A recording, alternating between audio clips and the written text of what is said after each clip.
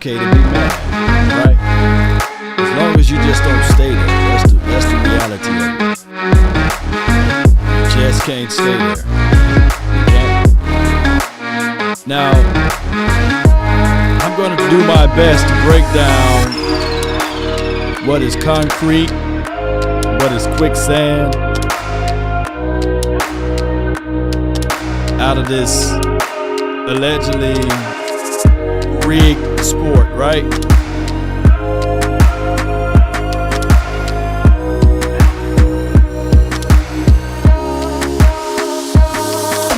I think there's always someone that wants to be in control. Always.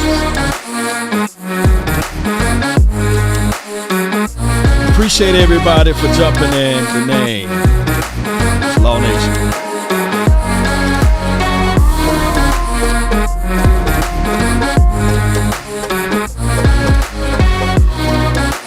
Facts versus fiction.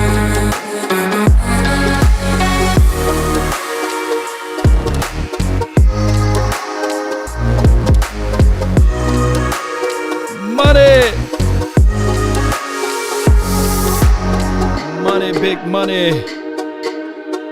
Appreciate everybody. I really do. I like that, Manny. DC for life. Yeah, I like that. Got Jerry Wayne and things. You got Senior Bowl. Opportunities. Baby. Yeah. If you snowed in, I hope all is well. I hope you're warm. Clarity. I'm going to try to bring you that to you. I'm going to try to bring it to you. Come on, baby.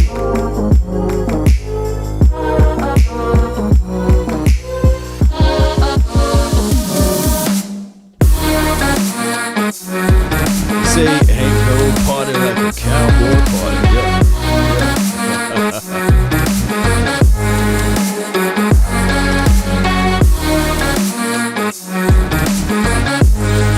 Mama, there go that man again, huh?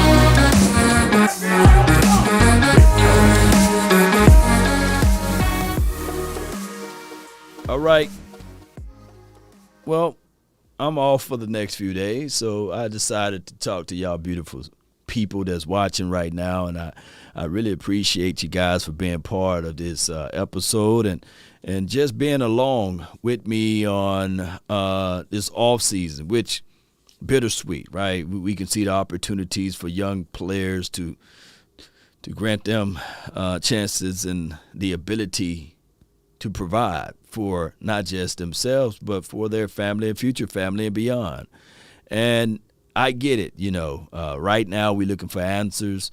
Dez Bryant came out and I posted the video, and I posted my thoughts and my reaction of the video of him saying sabotaging and pretty much alluding or leading to that the NFL is rigged. And I want people to take everything under cautions or be cautious of everything that you can, let me say this in a better way, perceive for it to be. That's the better way to say it. And when we look at sports, at the end of the day, it's for your entertainment. Basketball, soccer, hockey, football, tennis, all of these things for your entertainment. And when you're talking about people that are not millionaires, not thousandaires, but I'm talking about billionaires. Billionaires even have to answer to someone. But egos get in the way, and sometimes what we will perceive to be, this is all rigged. No, there are agendas that's in line. Case in point, for an example, players got incentives, right? Players got incentives at the end of the year. They want to hit a certain incentive to get millions of dollars or to get an extra $500,000 bonus. If they go back into the game to strike to get that incentive. Is that rigged? You see, I believe that there's a higher power even within the confines of this, that they got incentives, that look at it like, hey, I'm still mad about this guy for what he did to me 10 years ago or 3 years ago. And if we'll be crazy if we don't think that these owners don't hold grudges, if these owners don't look at this thing as pure and raw competition, that they try to outmatch the others, right? Shout out to you, Claudia, appreciate you. And shout out to you, Simmons, appreciate you. So that's just how it is. Believe it or not. Go watch the movie Trading Places, I believe, many of years ago with the great Eddie Murphy in there. And for $1, they changed that whole man's life because they wanted to prove a point. We'll be foolish to not think that this stuff is not real, right? That somebody can't make a phone call and slide 10 to 3,000 or 30,000 or 100,000 to the officials, right? Or to sway the minds of the people to say, hey, the sky is not just only blue, but sometimes it's red. Right, so that's just how it goes. Now, with Dez Bryant situation and what's going on, as well as with the Amari Cooper, the Terrell Owens, of what they talked about, and the Patrick Creighton and all of those boys, of what they said about things in the past, can hit home to a lot of people. These owners may get tired of paying. They might want a change of avenue. I like the way my guy, Boss Cowboy, broke down everything, systems over players, right? And that been the scheme or the philosophy. Because at the end of the day, it's always buy low, right? You know, you want to buy everything low. And when things get too high in price, you try to figure out and become a minimalist. And you try to minimize everything, you know. Yeah, and that's just the reality. I do it myself. I had a contractor to come over to my house, and I'm figuring out ways. He charging me $6,000 to complete this project. I'm going to squeeze a little bit. I think I can get the project done with $3,000, you know. So it's all about negotiating. It's all about bringing in one person for. You hear me what I'm saying? You hear what I'm saying? Bringing in one person for an estimate, and then you go out there and get another one. It's brilliant idea, by the way. In contracting world, if you ever do contracts, they got a thing called rule of two. Old folks, you know, I love old folks. They got a lot of wisdom in their head. Don't dance with the first lady you see. This points to that, you know. And they also said, ride the horse you rode in on. You know what I'm saying? Or in the famous song line of Luther, love the one you wed, right? So it is what it is. Now, as far as targets and far as outcome of the game and drawing out somebody of the game, that's that new modern day stuff now, right? Because some people have incentives to get $100,000 if they catch a certain ball. And then there's some incentive if this dude get those catches, man, we got to re-up them. You know, it's that deep, unfortunately. All right, so thinking about the Senior Bowl, JD says Dez need to. Let me put the comments up, man. It is what it is.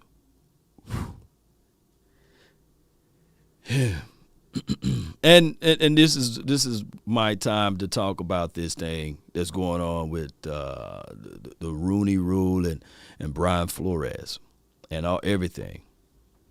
The reality of it is people are going to figure out ways to jade certain things. Tax season now. A third of you guys that's watching, y'all ain't being 100 on your taxes right about now. And if you are, don't lie to kick it. Some of you all are lying on your taxes right now as we speak. But we ain't going to self-incriminate ourselves, right? And these owners, they may already have in their mind, and it's nothing to do with the hue of the skin. They already have something in their mind, a thought of a coach that they already know that will work well for their particular system. But by the rule that's empowered and by the rule that's in front of them, they said, dog, I got to go interview a brother. And they're scrambling. And yes, it's not genuine. And that's why it's a sham of a policy to have the Rooney Rule anyway. I feel the same way about the affirmative action, by the way. I don't want to be the token brother that's in the office. I've been there before. I mean, I felt miserable. The only brother there, but I was hired not based upon the knowledge that was given, that I possessed, but I was hired to solidify a quota. And I felt it. I felt terrible in the job every day, scoffed at, looked about like, hey, I didn't belong because everybody else had higher qualifications. It made me felt little. And on top of that, I decided to walk away from it. It wasn't to do with anything of the pressure or the knowledge that it be, but I was the only brother there. I didn't get a chance to really get the vibes. And I knew the fakeness and all of the other stuff because they pretty much couldn't have their common conversations that they used to have. I get it. Just like if I hit the lottery and I get this multi-billion-dollar business, I'm going to hire I'm going to call my brothers. What's up, Ryan? I can't stand your 49ers, but you finna be over here now, working under the Law Nation's business. But that everybody's not ready to have that conversation, especially in the United States of America, right? But Law haven't gotten the job because of the rule. But Law, some have gotten the job because of the rule. Yeah. Some have gotten the job. Look, Coach Marv. Some people took that opportunity and they held on to it. They said, shoot, I'm gonna hold on to this. I don't care if the vibes are uneven. I like that rule. I get it. I can look at it from both aspects of it, right? I can look at it whereas people look at it and say, man, I got this job due to the affirmative action, and I'm the token brother. I'm the only guy that's in here, Oh, my goodness. And if we really dissect it, man, and I hate because, I'm an econ major, and we studied this many of times. What really counts far as credit are minority women. They get the double minority token, what have you, because they're a woman plus they're a woman of a minority. So that fades a brother out completely. If it was the choice between a woman, a brother, and I'm just saying brother is in general as a black guy, and the person that's highly qualified for the position. But if they look into that thing and they trying to hit that quota, we're going to bring in Kamika, come on in. You qualify for this position.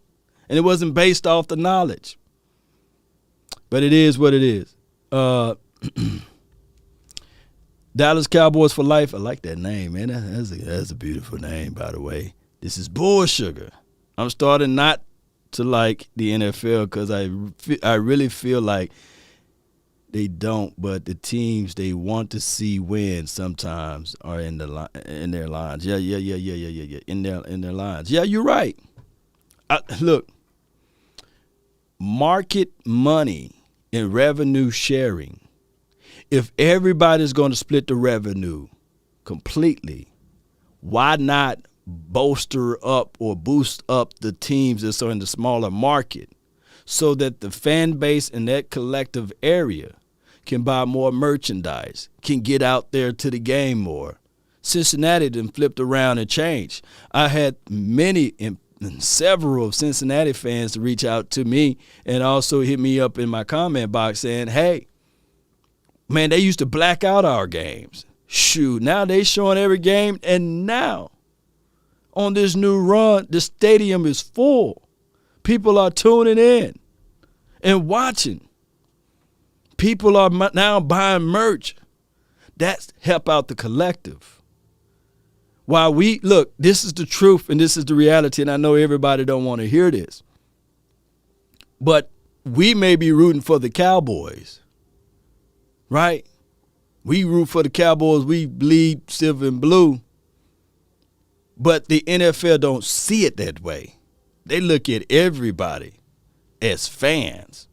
So whoever you root for, they would prefer you to go to that game. That's why it's so prevalent with the fantasy football. Oh, my goodness. Because now you don't fall in love with teams anymore. You fall in love with the collective player.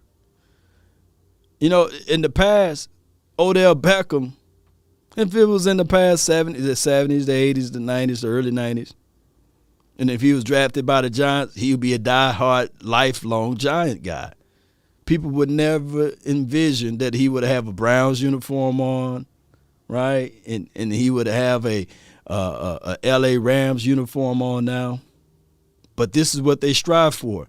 Those are three markets that forever can sell an Odell Beckham Jr. jersey that would be timeless. Because pretty much, I can see somebody right now, if he wins the Super Bowl, they can literally say, man, I got the throwback now Odell Beckham jersey, his rookie edition, Giants edition. That's hands over fist money. There's a whole market of people from New York that followed him to the Cleveland Browns that's now rooting for him on the whole different side of the world almost in L.A. That's the reality of it. It's a business, baby. And if you guys think that the integrity is gone now, baby, wait till all of the states allow this sports gambling, sports betting, or what have you. Woo! The Commanders, yeah, they are already talking noise. The Commanders, you know, the Washington football team got them a name now. Yeah. The Commanders, you know, it's funny. And that about to make some money for the NFL. Exactly what is your angle to smear campaign Dez Bryant? This is from Asmodeus. I think there will be always two sides of the coin, right? There will be people who say, yeah, way to go, Dez, right? You know, and then there will be people like, why is he talking, right? I mean, his time in the sun is over with. You know, let's move on, right? That's the reality of it. Flat out the reality of it. All right, so to the Cowboys information, we got Senior Bowl that's going on. We got an opportunity to better our team. Now, these guys that's fighting to get to the NFL, they had nothing to do. They have nothing to do with the previous year and the previous year and the previous year of the Cowboys. They just trying to make a living for themselves and bring forth unbelievable opportunity to make some coins for not just themselves, like I said earlier, but for their entire family. Now, I did a film observation study earlier. Let me see if I can pull it up right now. Observation study earlier, and it was pretty much going over some of the guys, offensive line versus defensive line. And y'all know I love the underdog. This kid Winfrey from OU, underdog, right? I mean, he went to JUCO, fought hard to get to OU, made it there, and better his best. And he's a strong guy. He can play anywhere on that line. And this is Jones right here. Travis Jones, big Big guy, 300 and close to, he might as well say 330 pounds. Y'all all know the big guys down inside, man. We love that because we can see if somebody can push that pocket back, make it difficult for the quarterback to get him off his marker. Let's rewind just a little bit more. I like this because he's one of the guys, put it like this, in better ways, I can say this. The Cowboys will absolutely draft one of these guys that's here at the Senior Bowl. Look how he bent them back like a pretzel. Let me rewind a little bit. Bend on back, Strange. You ain't Dr. Strange. Bend them back. How low can you go? And that's what I'm looking for. I'm looking for trenches. I'm looking for guys that can get down inside. Now, this guy by the last name of Garrett, no, this is not Jason Garrett. This is Haskell Garrett. He's more in the mold, in my opinion, of a 3-tech, but he can play anywhere as it relates to 1 or 3. And sometimes in Ohio they line him up at 0, just depending on the situation. His release and things like that, that's pretty good. His burst and getting off the line, look at that, physical. You need to work on disengaging, though. You're going to see coach going to tell him, like, hey, get that hand and rip and remove. Don't continue to have your inside arm as you extend. You got to get off of it. That's what he's telling him right now. And get up off of it. And I like it, Cowboy Nation, coaching on the coaching. And, of course, it's Haskell. He gets inside. And, his last name, Garrett. They got another guy. They got a wide receiver named Garrett, too, over there on the Ohio State side. Y'all need to take a look at him. All right, and this Smith, Tyreek Smith, quick, got inside of my guy, Penning, but Penning is one of the top-tier offensive linemen.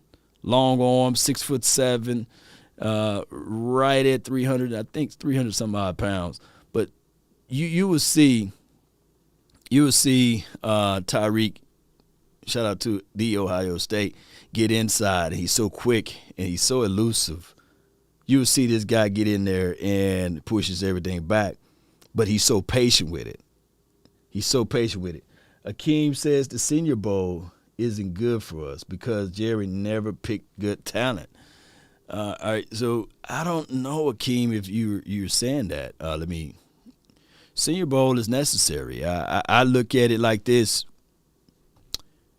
I don't think that the Cowboys have an issue as it relates to finding talent, by the way. I don't think that the Cowboys have an issue as it relates to drafting, believe it or not. They just have an issue with willing and dealing. When it's time for a player to move on from a player, if it's 3 to 4 years down the line, they tend to, hear me out, don't shank me with the butter knife. They tend to, let me get this right here. They tend to draft well. They tend to pick well from the Senior Bowl. I mean, if you think I'm lying, they just paid a quarterback $160 million that they saw in the Senior Bowl, right? And with that being said, we can go on and on. I know that Bradley and he didn't stay long for us here. He's going to the Jets land. But Francis Bernard was a guy from the Senior Bowl. And as much as we want to rain on the aspect of Terrence Steele, he was a Senior Bowl guy, right? And Terrence Steele went through a horrible year his first year, and then he bounced back. I mean, last year, if one can argue, we would love to see Terrence Steele play a full 17 weeks or 16 weeks when he came in to see what he would have been able to do. Shout out to you, Patrick Thompson. Appreciate you. And we'll be crazy if we look into this thing and be mad and upset. And y'all, you guys just bear with me when I say this. And I'm not picking on my guy, Akeem. I really appreciate you, Akeem. That was just your opinion, and there's nothing wrong with having an opinion. Shout out to you, Lord. I don't want you guys to be angry and so upset that you just look at life and you just say, hey, I can't stand the Cowboys. They control them. Look, no. Just take 2-3 months off. I'm not begging you to watch this channel. Take 2 or 3 months off, chill, reflect on something else, and then come back. Because a lot of times football, this is still a game. It don't say football life. It's a football game. This is not life. And I don't want you guys to be buried in misery because this team didn't win a Super Bowl or the favors are not for us right now as far as the rigory. We do know. And I've been saying it I say it every game basically. The Cowboys play against 2 teams every Sunday, the opposing team and the officials. But what I didn't say and what I need to start saying is that also the media all that week, right? There's going to be multiple topics talking about this, right? Right. And we know how the rules are getting circumvented and things like that. That's just how it is. So it's just how it is. They're going to still talk about it, everywhere you go. And people get super aggressive. I've literally seen Cowboy fans. And let me see if I can do this. Let me see if I can pull this up right quick. You guys bear with me. I love y'all, man. I appreciate y'all for bearing with me. Let me see if I can pull this up. I think it's on my Instagram. I got to pull it up right quick. Pull it up. Profile. Styling and profiling. Oh, my God. That Jermaine Johnson, man, oh, my God. That dude pretty good. I posted this picture right here. It's on my Instagram, the Washington commodes. And I had people on my Facebook and Instagram saying, oh, that's childish, Law. You better respect the Washington Commanders, I mean, right now, you don't have longitude and latitude to talk. You're a Cowboys fan. So what that person want me to do is just not make fun of the commodes, right? But neither here nor there. How many people going to call you Cowgirls fans, right? How many people going to call us accident waiting to happen? How many people are going to, regardless of whether or not we boasting about this team or we shallow and we got our heads down, they still going to talk about your team. That's why I say I'm still fight for my team. I'm still poke fun at them. And to me, this is a funny joke. The Washington Commodes. That's my new nickname for them, right? They make nicknames for us. Now, I do know it can be crass to say tick for tack. And, Law, you better worry about your own team. You can't be talking. So what? This is what it's about. This is entertainment at its best. I need to make some T-shirts. And I need to have Washington Commodes out there. So when we have Washington Jerome to jump in, we'll send him this T-shirt. It looks nice, by the way, right? Let me know. Yeah, the crappies, yeah. I mean, come on, man. Yep, that name sticks. Yeah. That's a better name for him, right? But I get it, right? Some people are sensitive and people say, well, you shouldn't be talking about the other teams or what have you. Oh, yeah. Sugar Daddy was. He said, you would like to have that shirt, huh? Yeah, let's have a little fun about it. Look. Let's not be too uptight about everything. Here's the thing. Do I really want Kellen Moore to be back for next year? No, I really don't. I look at it like Kellen Moore is brilliant. I think he is smart, but he got to go through a lot of growing pains. Do I really think that Kellen Moore deliberately, sabotaged his team? No, I don't think that he sat back and said, you know what, I'm going to figure out a way not to boost my resume, and I'm just going to hold everything tight to my chest. No. Do I think that Jerry Jones got a personal cell phone and he gets on the phone and call Kellen Moore and say, hey, don't run the ball to Pollard? The camera's right on him unless he know how to, telekinesis, if he, or whatever, telepath or whatever you call it.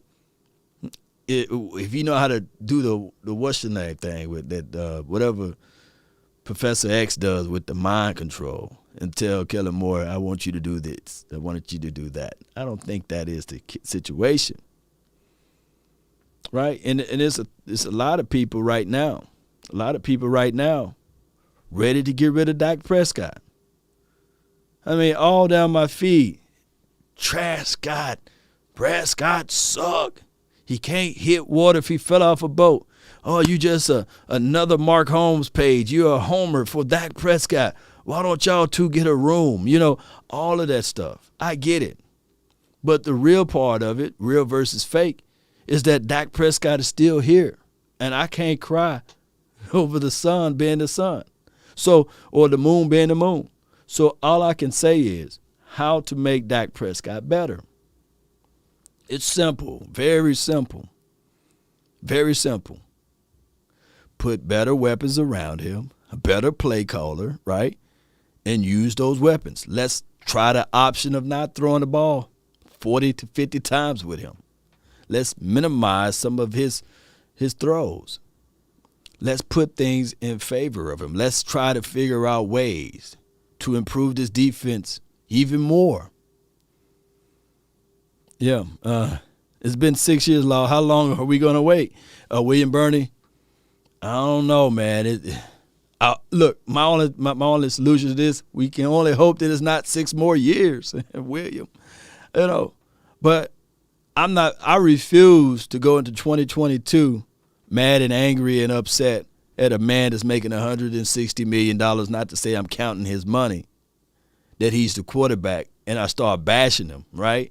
Or I take his jersey and I burn it. Or I start looking at other quarterbacks and say, hey, I wish.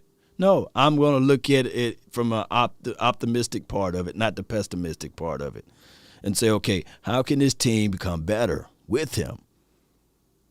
Now, we'd be foolish to say, cut him, right? Look how much I think if you cut him, it's like $30 or $45 million of dead money, right? So even if you're a pessimist, right? Even if you're looking at it from a negative connotation of Dak Prescott, start up your YouTube channel and say, hey, these are the things that I wish the Cowboys would do. Number one, trade Dak Prescott for another person. Maybe you can get Jimmy Garoppolo. That's how some people think. At least he took the team further in the playoff, right? And they'll be foolish, right, to say that. But neither here nor there. And you can start building ways. Maybe we can draft a quarterback. Maybe we can, what's the other thing you can do? Bench him, right? And put Cooper Rush in and just pay all of that money for him sitting on the sideline. No, I don't think nobody will watch your channel, Sam says only 30 million in dead cap. Wow. 30 million dead cap. Don't you know that the moment, and I'm not trying to pump the man up because he got, look, newsflash, Cowboy Nation, Dak got a lot of things to improve on as well, right? And I know it's year 6, going into year 7. He still got a lot of things to prove on, right? Especially coming out for the second half of the season. He's not without a blemish. I think that he got some things that he got to improve on. One being is better offensive line play. Yeah, I feel you on that. But I'm telling you guys right now, the moment you cut Dak Prescott, there will be a handful of teams waiting in line to go get him, right? And here's the thing.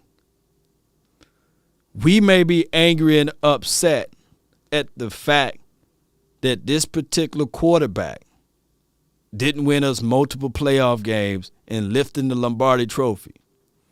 Even if you call this division trash or what have you. But I'm guaranteeing you, if the role was reversed, if Dak Prescott, let's say, played for the Giants, or if he played for the Eagles, or if he played for the Washington Commodores, the Washington Commanders.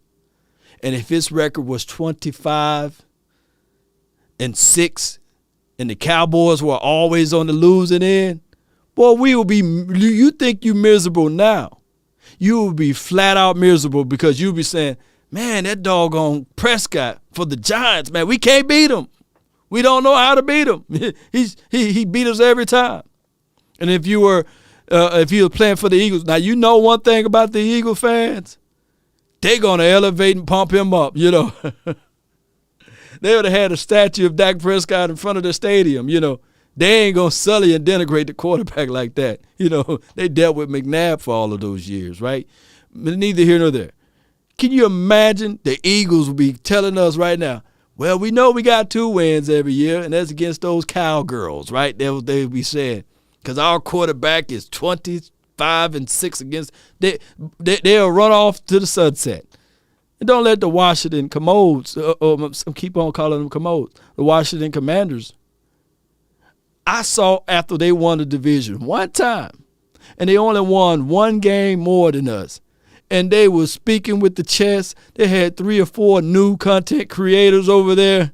And I said, man, I've been doing this content for a long time. Now you got multiple Washington football content creators or commanders. So we're rough on this team, but it could be worse. You know, it would be like Dave Campo years, Law. Yeah, but I was not having yeah, and that goes to show you that the Cowboys back-to-back had 2 good situations with their quarterbacks, right? From 06 all the way into now. We just fell into that good mode spot. Now, here's the situation. Here's our only problem is we don't have the hardware.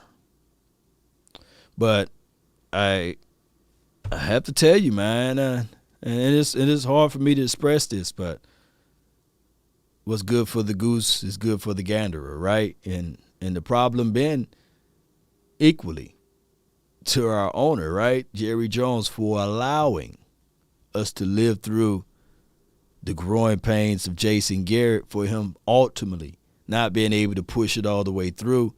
And I get it, you know. People gonna go back and forth and say, well, you can't put all the blame on Jason Garrett, nor you put all the blame on Jerry Jones. But I can tell you right now, it's been 27 years, and there's only been one consistent thing that's here. It has been the owner. And I'm not saying that he the guy that have to fall on the sword, but sometimes you have to sit back and reflect. And I look at it like this, too. And I'm not beating up Jerry Jones. And I get multiple people always come in and, this is just a hate bash of Jerry. I think the world of Jerry. But I'm quite sure that his love and his passion for the game got in the way when he kept Jason Garrett for all of those years. And now we are seeing some of the same symmetry. Not just from Mike McCarthy, but from Kellen Moore. I'm just saying, Cowboy Nation. And I think, believe it or not, I think the world of Kellen Moore. I think that he got a positive, bright future. But we just got to go through the growing pains, unfortunately. It was in no way trying to send any messages to Kellen, or to certainly Kellen, but to send messages to teams. And I feel, as we sit here today, that we've got a good chance of maintaining him. And it was said in context with what we really did the hard work on was to maintain Dan Quinn. And I felt that had a lot of different things and advantages. And I mentioned that I was so pleased with how we had stayed in communication with Dan, stayed in communication with his representatives, and how Mike had spent time and had his pulse talking to him, because all of us wanted Dan to stay. That was a key to our continuity here. All right, so he's going in a talk track of wanting to keep Dan Quinn and his thought tracks of Kellen Moore, and he wants Kellen Moore to stay as well. And if you are a big anti-Kellen Moore, you would pray and hope that whatever the second interview for the Miami Dolphins go, you would think and hope that it went well so that Miami Dolphins can say, hey, KM, you're going to be our new head coach. And it's getting close. So that is what we are remembering. And that's what we're waiting on, if you guys can remember. El Maddox says Dak is a part of the problem. Bigger part is no run game. Second half of the season, O-line killed us, which made Dak anxious and throw bad balls, throw bad at times. But he's solid. Yeah.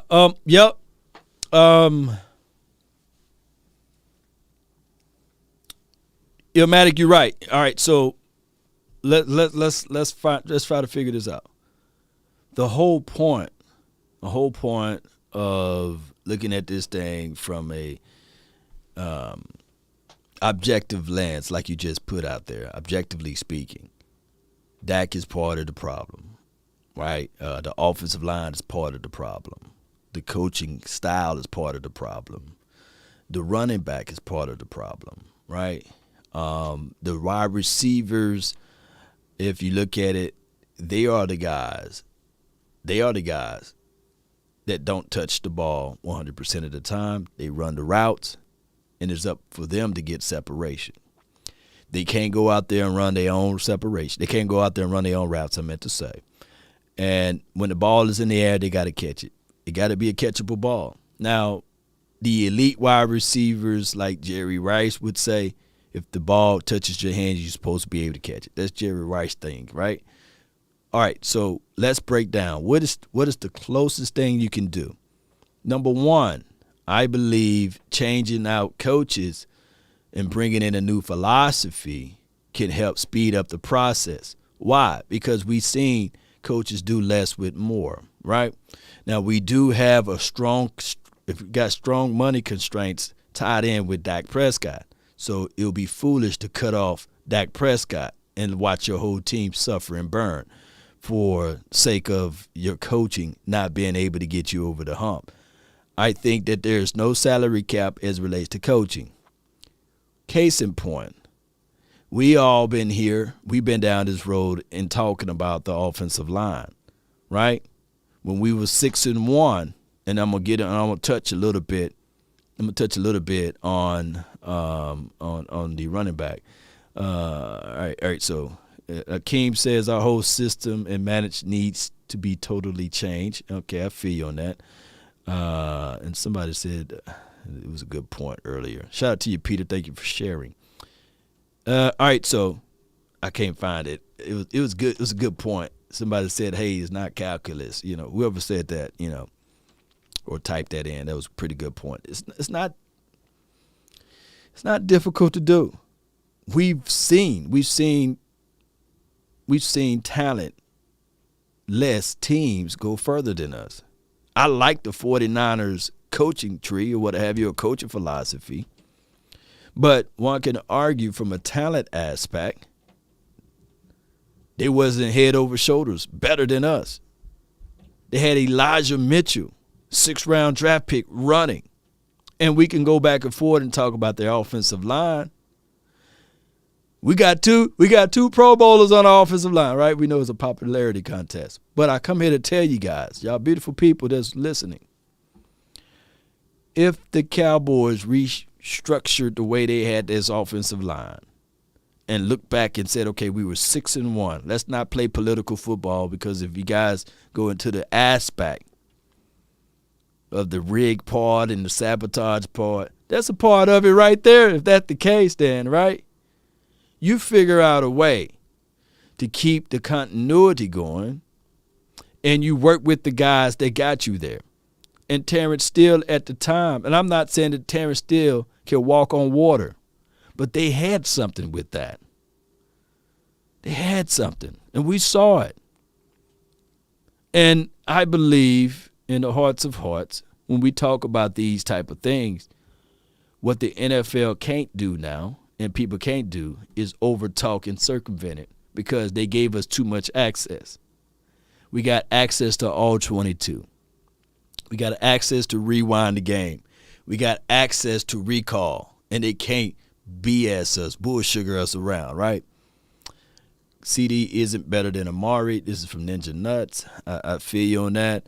But I hope you guys get what I'm trying to say here and get things going this way. And I'm going to play some more of these highlights as I talk. Hey, let's do it that way. Yeah. So if you go out there and say, all right, that's the quickest way.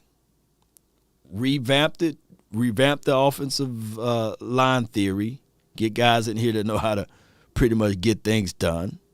Number two, make sure that the coaching is held accountable for these pitfalls or downfalls.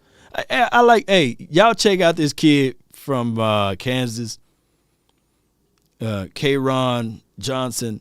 He's like 6'1", 6'2", 232 pounds, and his edge rush is crazy. He get beat the first time. Let me rewind just a little bit. You know, it's just a football talking me. You see him getting off. What? He get beat. Get your little butt out of the club, you know? And 72 was just being nice. But he picked up. And this is just scouting, one-on-one. Learn your leverage. Low man win. Fight. Remember what he did the last time. Now you power rush, speed to power, get in there. You know, saw that hand hitting the inside of the chest? He got it inside, and then he went straight to extend. I'll rewind it again so you guys can see. Yeah, give me that. Give me that inside and get him down. And then he pushed him a little bit. That's what I want. That's what we need. When we see things like that, you know, it's always about developing and bettering your best. Coach is supposed to be able to see this and say, okay, I've seen you win on this particular situation. And this Otito, and I can't pronounce his man's last name. I apologize. But he played along with Osa the year before, and he seemed to be promising too, you know, and I can't wait to see what he do. And this Logan right here, Hall, oh, my gosh. He's so quick. He's like 6'11", I'll just play it. But he's tall, and he's wiry. He can get skinny. Coach even had to say, yeah, let me give him a nod, you know. And he got speed to power, good, get inside, and that quarterback would have been dead right there. That's what I like to see, aggressive mentality, win the game down in the trenches. This is what I like to see. Shout out to the defense versus offense.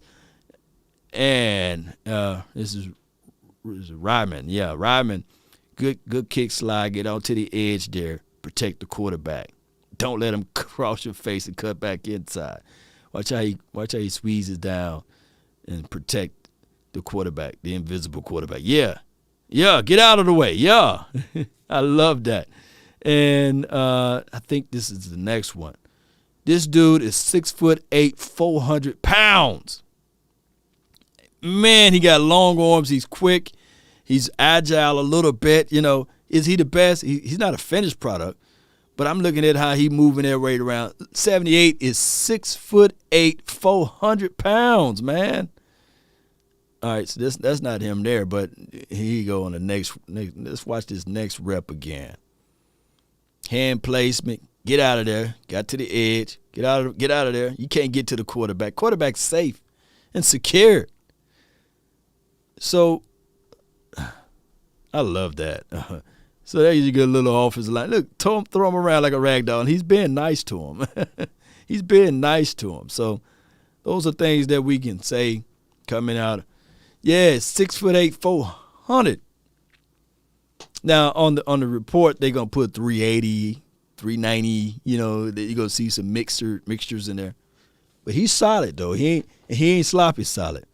Yeah, you can grab him long as he's inside. Grab him and hold him. You know, just don't grab that outside shoulders. You know, and that's what we look for, and no twisting and turning. So he's a big boy, man. He's a real big boy. And as long as he don't grab to the outside, remember, inside, hit, redirect, push it around that way. He's tall, and one of the scouting reports, when you're so tall, you got to get low, and he have a natural bend, and he's not lunging, and those are the things that I like to see. Kind of like sitting in a chair, but you're standing, and it makes it harder. It makes it harder for the opposition to get around you when you're not leaning and lunging. What happens to weight when you lean? You can control it better, right? It's simple but yet complex, right? So if I'm in my stance like this, right? You know, we teach so much with stance. And if you're leaning, I take more control of you. That's why your base got to be centered. So that's why it's so important for him to play with natural leverage, and he's not leaning at that height, 6'8". He got long extremities. So all of those things plays a major role in your assessment. But he's still raw, though. He still got to work on some things. And none of these guys, basically, and this is another thing, too, none of these guys are finished products. Especially in the Senior Bowl, none of these guys are finished products.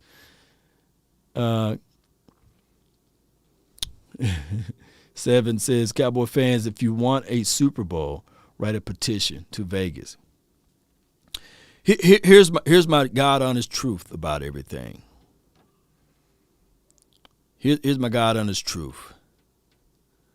Yes, I would love for the Cowboys to be in the Super Bowl. But more importantly, Super Bowl is more importantly, but overall, I want our guys to compete. We want our guys to fight and play, and we want to see that. We don't want us loafing. We don't want to hear nervousness. Even if, like right now, what's they got, Josh Allen, right, and all of the Bills fans and Bills players, they got a seat. They sitting down watching the Super Bowl. But as long, and I know there's probably a Bill fan right now tearing up some furniture, moving around, complaining, talking about this thing is rigged, right? Right? But those boys competed. And I believe in the hearts of hearts, if we saw the competition in the compete, part of it, from our Cowboys versus the 49ers, and lack of flags, NFL, right? We would have been like, yeah, we were hoes, but at least our guys fought. At least they played through the echoes of whistle. It wasn't no political agenda, right? We would at least go into the 2022 season a little bit better. But it seems as if the Cowboys didn't compete all the way. They was nervous. They was timid. How they let that leave the room, right? All of those small things, right? The Grim Gamer says cutting Cooper would be a stupid thing, period. Yeah, and I agree. I made a video and I got dog-hated about it, and I said it was from an article. It's from an article about, if the Cowboys cut Cooper, who are the four other receivers that they could entertain? And I think it was Jarvis Landry that was on there. It was T.Y. Hilton. It was Curtis Samuel, and I wouldn't want him here, but shout out to him. Shout out to the Ohio State. And what was the other guy? It's at the tip of my tongue. It was some other receiver. And I got dog walk for it. Like, I hate speculation talk. You shouldn't cut Cooper, blah, blah, blah. But there's a possibility that the Cowboys look at this thing straight business style and say they can save 15 to 20 million or something like that. And somebody says Juju. It was Juju. Yeah, it was Juju. Yeah, Juju Smith-Schuster. It was Juju, And he was right here in Dallas. I was like, oh, Lord. Now people went back and watched the video that I posted and said, hey, man, Lau, you was making some good points. But I was like, man, it wasn't my point to be made. It was an article. And that's what I do during the off season. I try not to just pull things out of my you-know-what. I like to read an article. I get articles every day. Shout out to Miss Jackie, she always sending me articles in the first thing in the morning. That's what I do. First thing in the morning, I thank God, and then I brush my teeth and wash my face, and I read Cowboys content. Sometimes in that order, right? But you guys get what I'm saying. And she sent me beautiful articles. I read over, and I say, oh, ain't no way. And I talk about it, right? But at night, I end up watching film, looking at stuff. I'm looking at charts and reports, top 100 free agent list right here. I thought about possibilities not to fall in love with all of the players, right? And we look at age. Devontae Adams is out there. He's 29. That's a long tooth, but he's a top free agent right now. Top free agent. And just yesterday, got off the phone with a player's mom that was talking about this situation. Was talking about how, people like to ridicule and sully and denigrate players and don't know what the moms go through. And I might have to bring her on the show. But Devontae Adams, as well as her son who played for the Cowboys, are close friends or what have you, grew up in the same area. And we were just having a casual conversation. Oh, it would be nice, right? But you have to figure out how can you overcome the cap, and you got to overcome the money aspect of it. Let's start at the bottom of this list. Y'all okay? Y'all all right? I know it's the off season, so a lot of people still angry and upset. Kyle Fuller, he's the 100 guy, playing for the Denver Broncos. He's 30 years of age. He's on that list, right? But if you did your homework and you're looking at some of this Senior Bowl stuff, you got some DBs that you could pull the trigger on, right? But neither here nor there. Let me see who else, a prominent name on this list. I look at, who else? Witherspoon. Nah. Let's move up into the next list. You got Sammy Watkins down there. Y'all want to go get him? Y'all remember him? Let's move up to this next tier right here. From the 71 to the 85 tier, I see my guy J-Ron Kearse there. We can bring him back. It's a shame they got Connor Williams ahead of J-Ron Kearse as it relates to this top list. For the quarterback lovers out there, you got Mitchell Trubisky. He's on the streets, right? Teddy Bridgewater. You can bring him in. If you're with the mindset of Ghost Pirate said, let's go get Bill Bates. Man, you silly, man. That would be nice, right? If you can go get the 28 or the 25-year-old Bill Bates, that will work, But we got at this list 82, we got J-Rock. He's right at 28 years of age. You got Chris Harris Jr. He's long in the tooth. He has a long tooth. But I do like Akeem, but he's 32 as well. But some of these guys, you're going to have to say to yourself, regardless of age, do you still bring them in, let me see. Yeah, that list in this area. Zach Ertz, 31. T.Y., he's 32.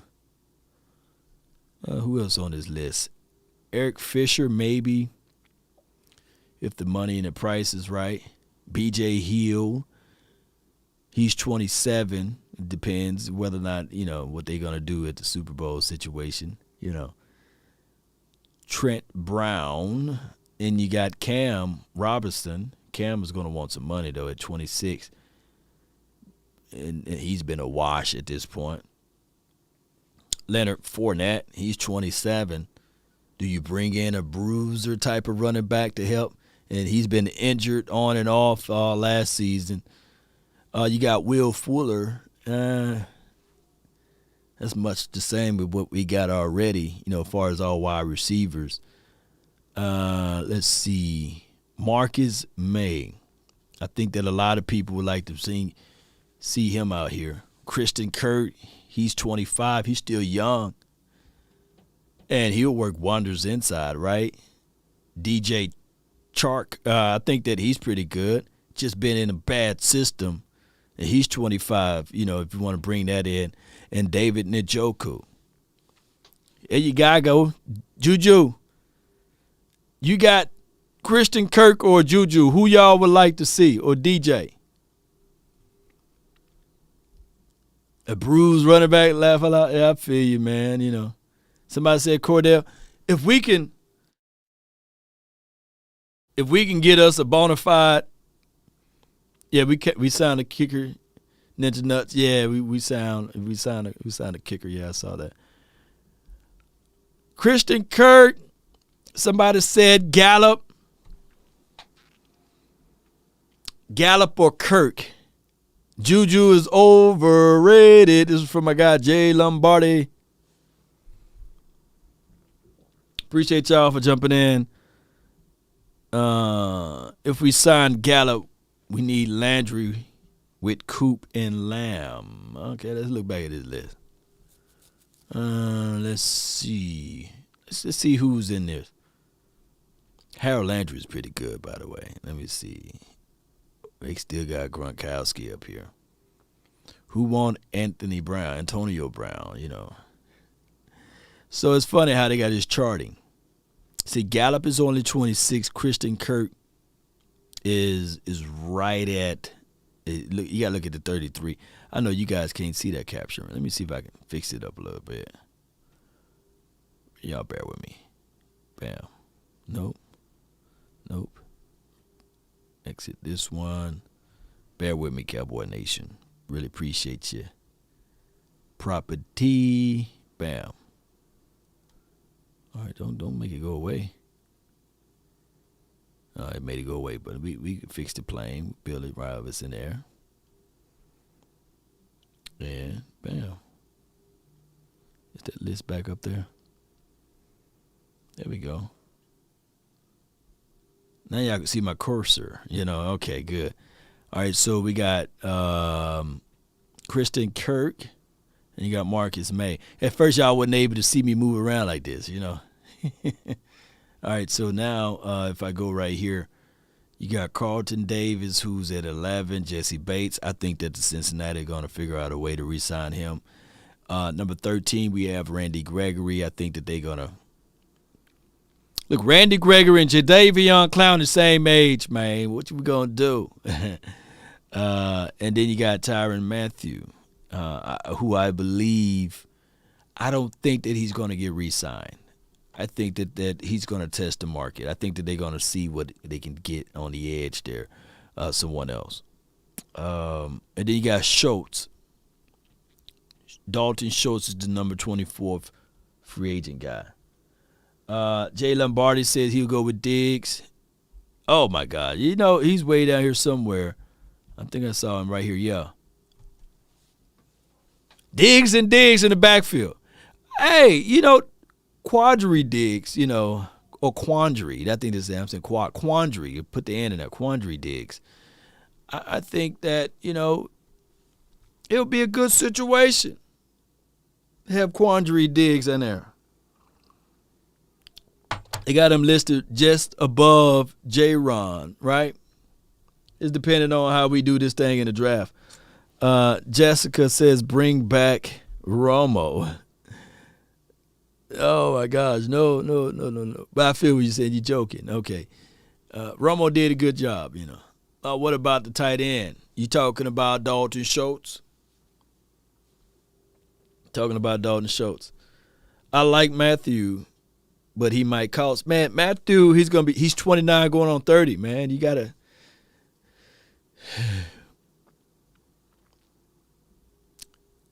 You probably can squeeze Quandary Diggs though over Matthews at a cheaper price. I feel you. He is a Pro Bowler. This is from Tommy. This is from Thomas. I feel you, man. I feel you. All right, so at this part of the show, I got a couple more minutes. Yeah. Hey, man, y'all look at that Jermaine Johnson, though. Ooh-wee. Shout out to Florida State. All right. All right, let me see if I can do this right quick. We'll make it quick. Hit my line, only ones who down for line. Keep it super thorough my way on this side. Keep it super thorough my way on this side. Call my phone, hit my line. Only ones who down for real, down for. Voice your thoughts, voice your mind. Appreciate everybody. Be sure to check out Cowboys Experience too.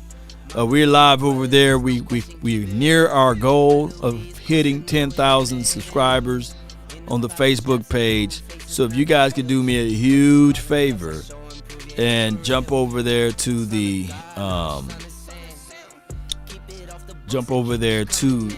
Cowboys Experience Facebook page and hit me up there. The phone lines are open. Call that line. I'm finna pull up the number in a few. But I really appreciate everybody for jumping in. Bear with me while I find my call button, you know. Where my call button at? Where my button at? Here we go. Got too many things over here. Way down here. 657-390-7391 is the hotline for your mind. That's 657-390-7391. We snowed in here in Texas. Come on. Down to fire with me. Down to put it on the line when lose a draw with me. Those my brothers, different mothers, part of power with me. Got the body to my class, she break the law with me. Call my phone. Come on, Cowboy Nation. Oh, y'all still at work? Y'all ain't snowed in? Oh, yeah, y'all must be still at work. Y'all still at work. Call my phone, hit my line. Only ones who down for real, down for life. Keep it super thorough my way on this side. Keep it super thorough my way on this side. We got one caller on the line. And let's see who it is. It's 903, you're live. Hey, what's going on? No, I ain't said bring back Romo. Somebody else said that. I was clowning that person for saying that. Oh, you know, okay. They saying that. Come on now, Law.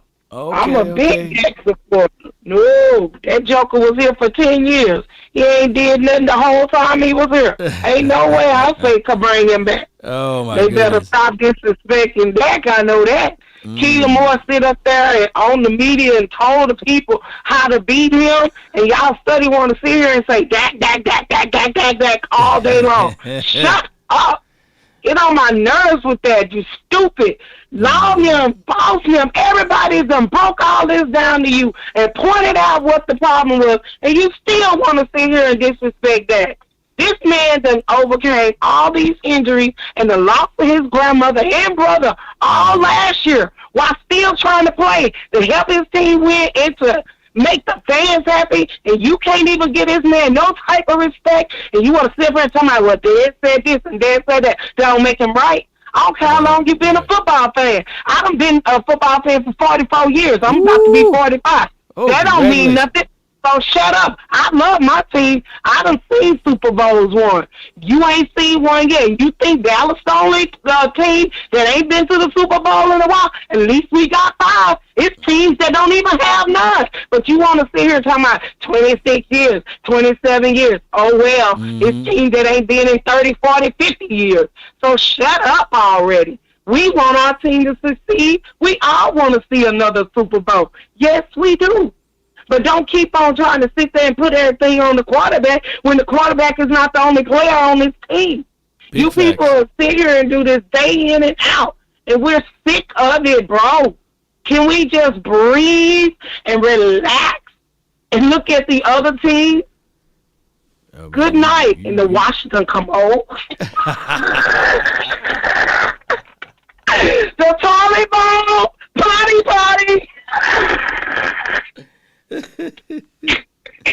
Hey, yeah, look, they picked the right name for us because we gonna be using Washington Commode when I play. Hey, when we do the play-by-play, I'm gonna have. We gotta go play the Washington Commode. Do they have a Commode emoji?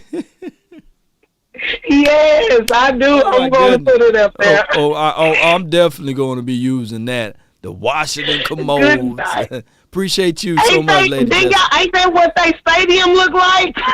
It looked just they made a the name Washington Commanders, but they messed it up. It meant to say Washington Commodes. I can't wait. Commode. Oh yeah, and then Party. yeah. Cause they pipes do bust over there, with feces. So yeah, you're right. What a good name for them. Appreciate you, Lady Jessica. Hey, All right. in this draft, who you looking for? You know anybody? In draft, Offensive line, I mean, look for we a big got boy. the talent on our. We got a lot of talent on our team that we need to keep. We don't need to lose a lot of those players. Everybody stood up here year in and out. I cut this one, cut that one, cut this one, cutting that.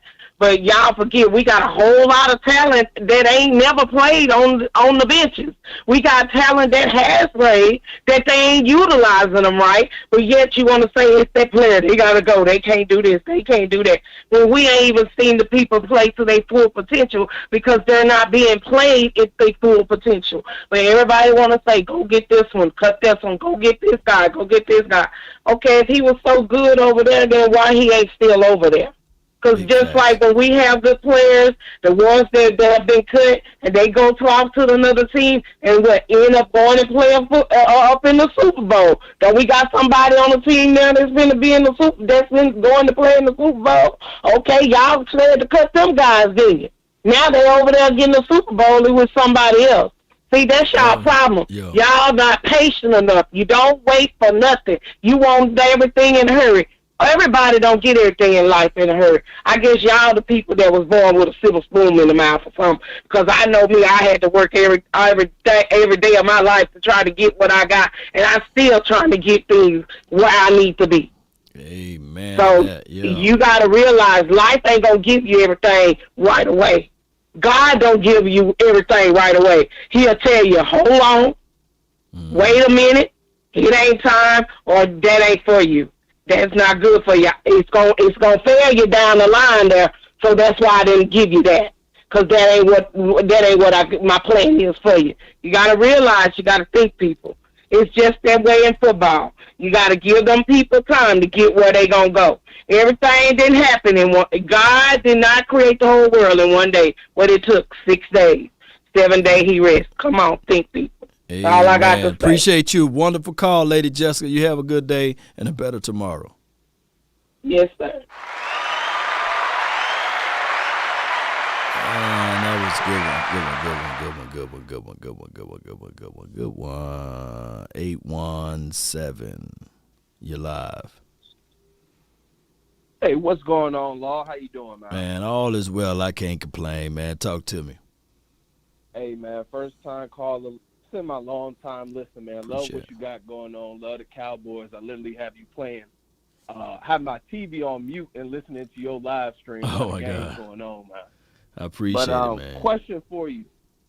I'm on here because I saw your Instagram post about what Dez said. Right? So we put together the perfect team. Let's say we do that. Mm-hmm. We got all the people in the right places. We got all the defense, the offense on the same page. What do it matter if they throw in the games anyway? And I know what we see. We're not crazy, right? Because we have a diabolical wide receiver core, right? Diabolical. He's like the playmaker. Running offense, and then all of a sudden you see it for 5, 6, 7 weeks, and it disappears. So Law, man, I got my eyebrows raised, man. I just need to know. If we had a perfect team, what do it matter? What do it matter? I mean, that is the thing that I can't even go back and forth with, because, like I said, I was shooked at the latter part of the year when when we were saying, I was saying, like, man, obviously this guy's pretty much, hear me out, this guy's pretty much sandbagging, right? And then when we get to the biggest stage of the dance, we didn't go like we think that they would do it. And it's crazy how the numbers shake out too. against above 500 teams, this is what we look, and then against below 500 teams, this is what we look like. Whereas we blow the doors off of the Washington football commodes, and then we blow the doors out of the Philadelphia Eagles, right? And then we play timid. So I just can't put a finger to it, man. I try to look at it from an objective standpoint of saying, okay, maybe the opposing team figure us out. We running vanilla plays. I don't know, man. I just refuse. I refuse to say there's 1,000, like everybody's in on it, right? You can't say that everybody. Like these people can get killed out there, man, playing half speed. Man, come on, let's be real, man. People get killed. But I do know influences go a long way, and that influence is what with Brian Flores. Now, the owner for the Miami team said, that's all, defamation and, slander, and he didn't say that thing. And I'm quite sure he a billionaire. He didn't get there by chance, right? Exactly. But my biggest thing is if, and I believe he's right, because what Brian going to get out of line? You know what I'm saying? What he going to get out of it? What he going to get out of his line? So. Hey, it really seemed like the truth is having its say or parts of the story. And I'm really curious how it all unfolds. But I thought we've had a serious team for the last couple of years. We have had eras of good teams. And it always seems, what Stephen A. always say, the accident waiting to happen. You're right. The accident wasn't such an accident.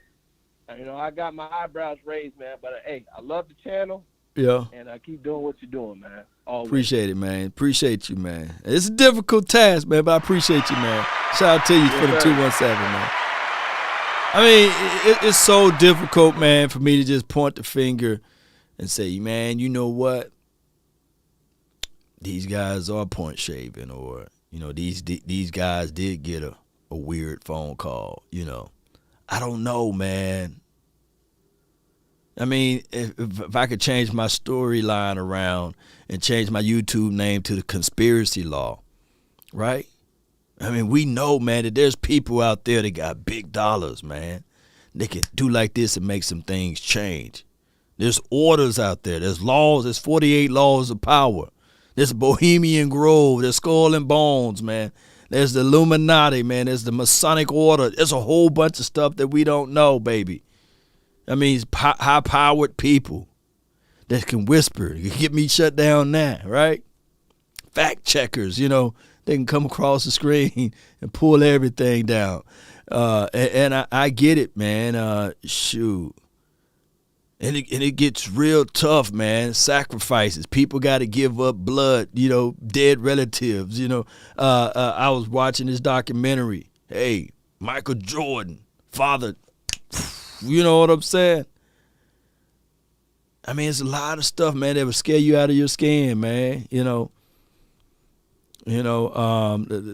basketball NBA guy. What was the guy that was doing all of the shady stuff?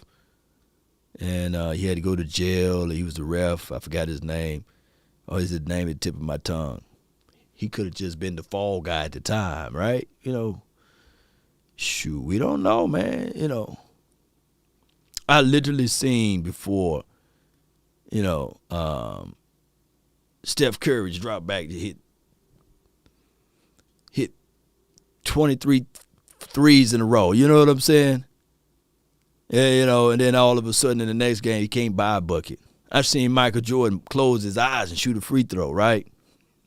This thing get real, man. I don't know, man. What they gonna do now?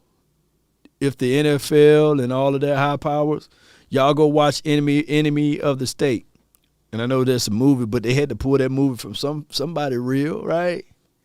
Man, I wouldn't be surprised in the next 2 or 3 months, because litigation goes a long way, that all of a sudden you hear storylines that Brian Flores, not paying his tickets, he got child support, late on his taxes or something. I wouldn't be surprised. Or somebody close to him. And then when those boys on First Thing First said that 63% of the coaches that's in the NFL are related, Like, that's not a coincidence, man.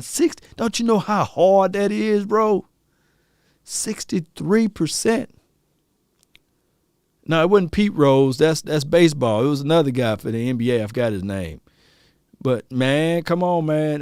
But I like football as entertainment, you know. I used to argue with my grandfather. He was a diehard wrestler fan. You know, he loved wrestling. I was like, man, that stuff fake. But he watched it religiously, you know. He knew it was fake, but it was his entertainment. Tim Donahoe. Yeah, that was his name, Patrick. Appreciate you, man. You know, we will be foolish and naive and silly to think that he's the only one. I mean, come on, let's be real, baby. We'll be foolish. Just like we'll be foolish to think that dude didn't offer. That dude didn't offer. The Miami owner didn't offer Brian Flores $100K to throw every game so they can get the number 1 draft pick.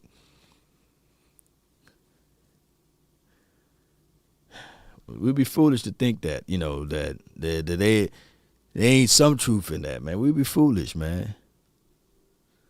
JD, you live from the 585. What's up, Law? Everything, man. What's good? What's going on with you? Same old, same. I just want to call in and say, you know, they should just move up the whole line. Okay. That's go get some defense. Do something. Jerry Jones just sitting on his butt, don't do nothing. This man, Juju Smith is out there. You got safeties out there. Go spend some money. Go spend You're a multi-billionaire. Right. Look at this. You got the Bengals. What is this? You got the Bengals and the Rams? Come on. No doubt. You can do better than that. Got to. Jerry, what are you doing? Yeah. You're an old fart. Do something. Jerry Wayne at that. Do something. This is crazy. What, we going to lose next year like this too? I hope not. I hope that's what I'm thinking, Lord. I hope we pay whoever we got to pay. The money line is in. Stupid. Pay him, man. You know, I got 5 on it, man. I put $5 towards the cost, man. Me too. So now we got 10. 1,000 on the call. Okay, now we got 1,005. So we asked Jerry, who we need to pay, man? Is it Roger? Can we pay the fee? We lost against the San Francisco. Come on, man. Yeah, we did. And here goes Zeke. Here you go. No. Get rid of him. Let's stay with Pollard. Tony Pollard's better than Zeke. I'm sorry, but I'd rather keep Pollard. Right, Zeke needs to go. Right. Zeke needs to go. Go pay Pollard. Don't play with Zeke. Let him go. He's injured. I feel He's you, injured. JD. We know we ain't going to get Gallup back. He's gone. Since you've been gone. He's gone. Yeah, he gone. I got a feeling he's going to be gone. Uh-huh. He's going to be gone because he's already in surgery today, ain't he? Yeah, he announced that he's going to surgery. Ain't today his surgery? I think today is the day, yep. Yeah, but this is not. It just doesn't make sense. We can't get out the first round. We can't get up out of it, man. We had all that defense, and we can't get out the first round. Oh, yeah. This is crazy. Well, I just want to say, Law, thank you for listening to me, and God bless you, brother. Do what you got to do, bro. Appreciate you, JD. Thank you, man. Always good to listen to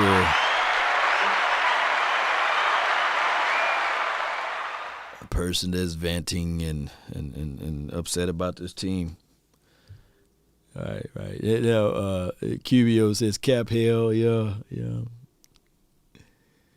No win situation. Oh my gosh.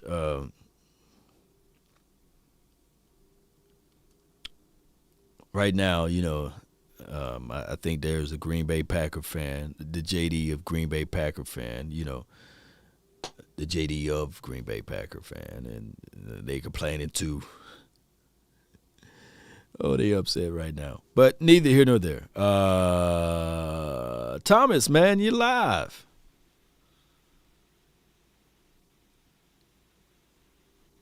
You're live. Hello. Garrett, you live. Yeah. My fault. Yeah. You know, I said your whole government name. What's going on? I'm good. Just listen to you.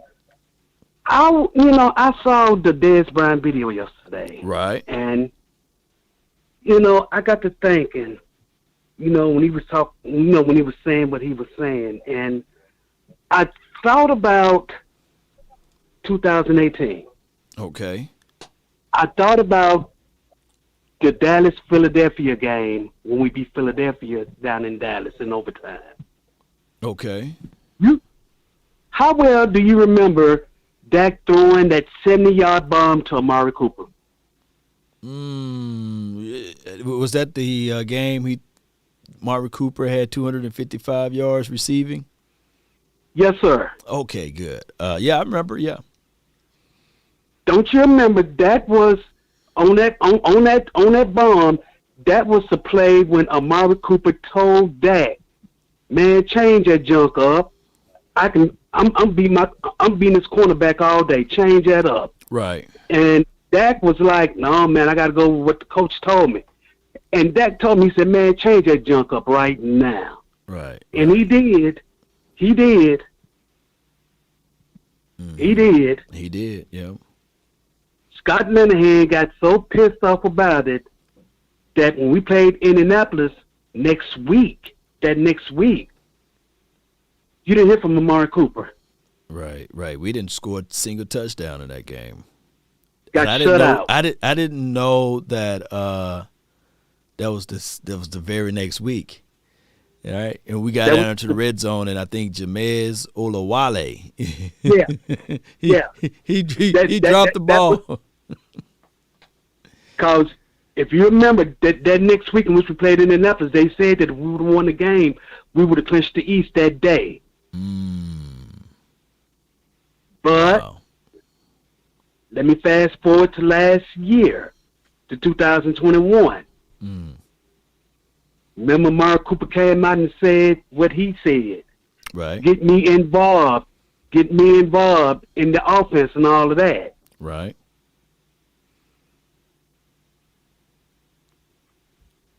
He was involved in the offense and everything. Against the Washington team. Yep. Against the Washington team.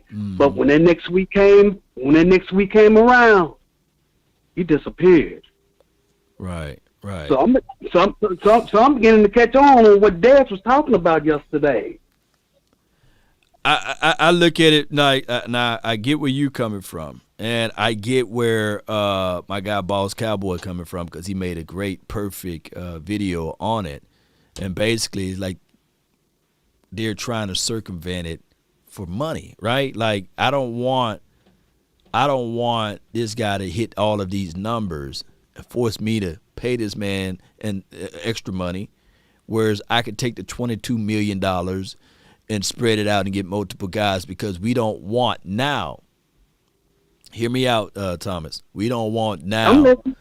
We don't want now players to be these star players. We would rather have a system of everybody's equal, and that will save, if this system can hit for the future, that will save the collective bigger picture, that we can start inserting anybody into the system and it'll work for us. A good example of that, I believe, for many of years, the Patriots had that system rolling and flowing, but you had a dynamic quarterback like Tom Brady, a philosopher on the defensive side of the coin, and people would say, man, if the Patriots ever had a star-studded wide receiver, man, they go undefeated. And then one year they did get their star-studded wide receiver. Remember? Yeah, they had Randy Moss, and they went undefeated, and they lost the game in the Super Bowl or something like that. That was they went whatever in 19-1 or something like that, or 18-1. I think 18-1. 18-1, yeah, 18-1. But people were like, man, look, it was always proven at that point, if your system is good, you don't need a dynamic receiver, that diva receiver, pay all that money for a receiver. You know, I think what's going to happen in Amari Cooper's case is I think either one or the other is going to happen. What is that? This is just my guess. Either he will be restructured or he may be released and re-signed and restructured. That's what I'm thinking. Right. I feel what you said. You remember the movie Enemy of the State with yeah. You first Gene Hackman and Will Smith, and they had to paint him as a villain, right? So that when he come out to the media, or when he come out with the truth, that it wouldn't stick. And this is what they're gonna. That's what I believe that they're gonna do in the future for Brian Flores, and this is the story of a different day. But far as Amari Cooper, I think that his nonchalant and his silence working for him in a favorable way, right? Because we revolt. Yeah. Everybody, like all of the Cowboy fans, are pretty much saying, outside of a few that said, hey, he should have got the stab or what have you, the jab. But collectively, Amari Cooper is that good guy, right? Yeah. If he was any other temperament, if he had any other temperament, he would have been gone by now because they would have already been able to paint that picture about him. But Amari Cooper, he has had this type of personality since his days at Alabama. Because I remember when he played at Alabama. Right. He was quiet, but when he got inside the square box, he'll cut your throat. He will. Yep. Right. So they can't pin the tail on him, man. You know, pin the tail on a donkey. No, they can't pin it on him. So I don't know, man. I hate to think that way of our organization, but, you know, not everybody's lying, right? Right. And the only thing that I can say that curbed this is not necessarily that it's rigged, but it's more so necessary that it's a power struggle with money. And they say for the love of money is the root of all evil, but in the same context of it, Thomas, money answereth all things. It didn't say some things, and that's what the context says. It answereth all things. And what I was told that the NFL, they knew that this type of thing was getting ready to happen. Oh my God! But it was the timing of it. Ooh, you know, with the Super Bowl coming up and all of that. It looks crazy because you back to back. Like it never happened in the history of the NFL. A team playing a home game in the Super Bowl. Now it's happening back to back, and the way both teams got there. Like remember, everybody, mama, uncle, cousin was signing for the Tampa Bay Buccaneers last season, right? Like all of the free agent stuff. Technically, when you go look at Rob Gronkowski situation, how did he was able to block himself from not getting picked up from another team by literally lying, saying, no, I'm finna retire, right? So he's told the team, because I think he was supposed to get traded to the or traded or picked up to the – say again? Whether it's the Detroit? Detroit, I think it was Detroit or the Buffalo Bills. It was somebody. And he literally was able to intervene, which is very uncommon, right? And then all of the other free agent moves that happened for them, and for them to ultimately go to the Super Bowl, a home team going to the Super Bowl and winning it. Now we finna see it again back to back. A lot of people sitting there like, wait a minute. How was the Rams able to get a Von Miller, to pay Aaron Donald, to pay Jalen Ramsey, right? To make the trade to go through for Matthew Stafford and but all of these repercussions, right? And everybody else trying to find ways to re-sign their own guys, right? I tell you this, Law. If the Rams lose this game next Sunday night, McVay better get his passport and leave the country. It's all positioned for him to win it, though. You know. Yeah, he set up to win it. Right. You set up to win it. He set up to win it. And it would be better for the NFL for it to happen because here's the reason why, Thomas. Because now it's a copycat league, and it will do exactly what everybody want is to make these guys move, trade, and people not being shy of the salary cap because there's finna be a big bang that's finna happen with that TV contract. Yeah, with the TV contract, with Amazon, and with somebody else. Yes, it's right at the tip of my tongue too. Yeah, I know who else that deal about to go through. But I heard Stephen Jones talking about, due to the C-19 and blah, blah, blah. But no, ratings been at its all-time high, especially as it relates to people more at home watching, games. That's where your majority of your money come from, the TV ratings, not from the butts and seats at the stadium. Yep. Ooh. Well, that was all I wanted to say. Okay. And then they legalized sports betting, man, so.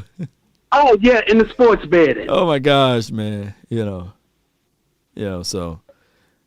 it's getting crazy, man, and it's just about to happen right in front of our faces, though. So I don't know what else to say, man. I hate for this to happen to the league, but, like you said, the NFL knew that this was going to eventually happen. Yep. You got anything else for the show, Thomas? No, I'm good, brother. Appreciate you, man. Thank you, man. Somebody said that they think that the other people are the Disney, the ABC crew. Yeah, I could see that too because with Disney, ESPN, and ABC, yeah. Yeah. I mean, it's a lot of money around this thing, man, and not everybody's broke, man. But appreciate you. It's a big money pot. No doubt. But I appreciate you, Thomas, man. Thank you for calling in. All right, you have a good day, sir. You as well. Good call from him. All right. I'm rolling with y'all, man. I can literally go all day because I don't got nobody. I don't got nowhere to go today. Everybody off. It's snowed in. 214, you live. I hope you all as well as over here. What's going on, 214? Hi there. Hey. Yeah, I'm 71 years old, so I may make a mistake here. This is my first time calling in. Appreciate you. I just want to say that I'm a diehard Dallas Cowboys fan here in Mississippi. Oh, and wow. I really, really, really admire what you and all your coworkers are doing in supporting the Cowboys. Appreciate it. Like I said, I've been a diehard Cowboys fan for many years. And I just wanted to, just like I said, commend y'all on your podcast and the content and your delivery and everything, So Appreciate it. Congratulations to you guys. Hats off to you. Oh, I really appreciate that. Yes. Y'all keep up the good work. Oh, thank you for listening. Even like you say, age is nothing but a number. You saying 71. I'm trying to catch up with you, Yes. I've been blessed, so I thank God for that. Yeah. No doubt. And this is a big thing in my life now because I'm divorced. I'm not married anymore. So, and I only have one child, no grandchildren. Oh, wow. So, I enjoy watching your podcast, your shows every day. Oh, I really, really appreciate it, and I love the reach, for me to be able to reach you with listening ears and diehard Cowboy fans straight out of Mississippi. I know we got 82 counties out there. Which county are you in? Washington. Oh, you're in Washington County. Okay. Yeah. Yeah, okay. All right. Well, I really appreciate you. I thank you so much for calling in and being part of this episode. And I feel blessed being able to listen to you. Thank you so much. You have a good one. I'm going to be able to help you out a little bit financially. The best thing you can do is just share the content, and I really appreciate you. And spread the word. Let a friend and neighbors know where to go, okay? I sure will. Most certainly appreciate you. That's a good call from her. 71 years young, and I love it. I love it. I love it. Oh my gosh. And that's the stretch and the reach of this channel. You know, I always have to remind myself that, you know, people of all spectrums, you know, of life listen to this podcast, and I really appreciate each and every last one of you guys. So that's why I say guard your tongue for those that's be in here to chat, be cussing and everything. You never know, you know, you may be entertaining angels over here, you know. All right, so I got the 347. You're live. Going once. Oh, twice. I'm sorry. What's up? How you doing? I'm doing great. I'm doing great. Better than I just want deserve. to say first, happy birthday. Thank you. You know, I want to put that out there. You know, you made it another year. God bless you. Hope you have a long life. You know, you're still out here giving us this great content. I appreciate it. In the chat, some soul God is 13, so I've been watching you for a long time. And I just wanted to get a few quick points out because I don't know, you know, I don't want to take up too much of your time. First of all, I wish everybody would stop talking about cut Amari.